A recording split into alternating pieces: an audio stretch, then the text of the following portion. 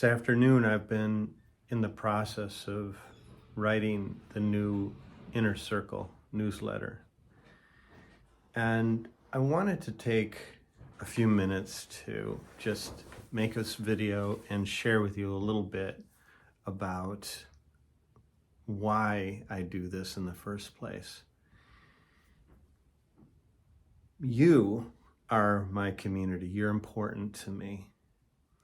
And for me to share my ideas with you, as I do that, as whether I'm writing or right now taking the time to make a video, I become clearer about who I am and what I'm doing in the process. And one of the things that's getting really clear to me, crystal clear, is that the community that is supportive to me, those who open a newsletter and read it, that is life-giving to me. That is support to me. And so when I write those words that end up in the newsletter, I am taking the time to find a way to share something with you that is important, because I don't want to waste your time. I want to give you something that's really life-giving. We had some friends over. It was my birthday on the 21st, and Tuesday night, and we had a couple friends over for dinner. And towards the end of the evening, one of them says, "So Rick," because we're sitting, our table is set here in my studio, and there's this big painting you can see in the background, the woman with a flower in her eye. And he says, "Rick, what is it with you covering up the eyes with a bird or a flower? What is that about?" And I love that question.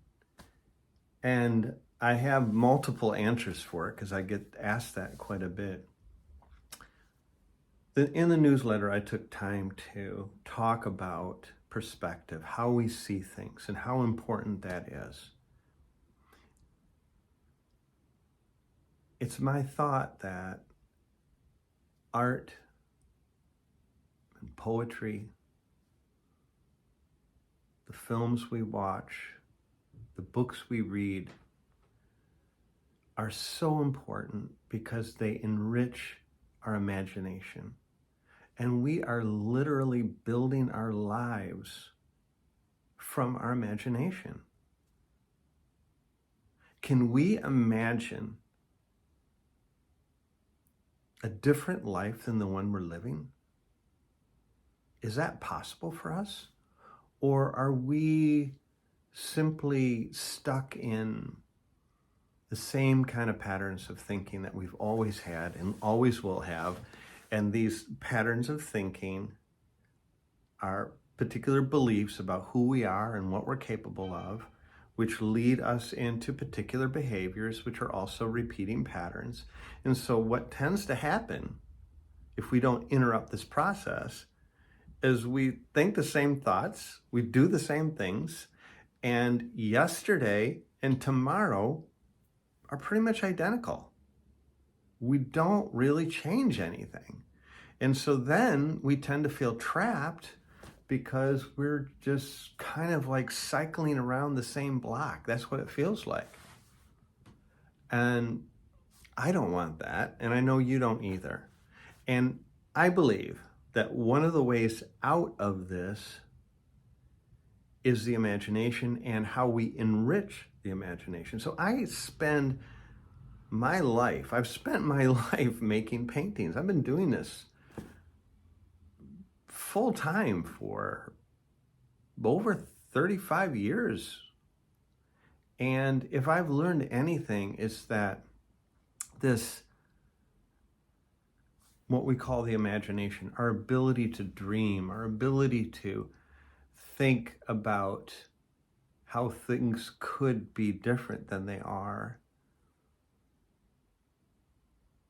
is essential.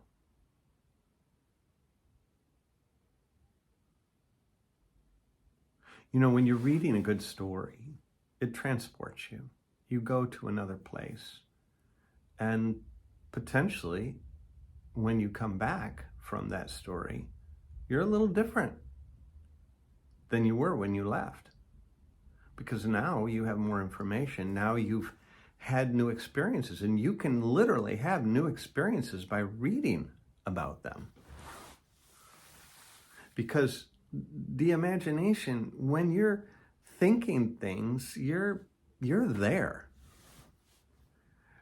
And sometimes we say, well, you just read about it in a book. Well, maybe that's a more potent life event than we've given it credit for in the past.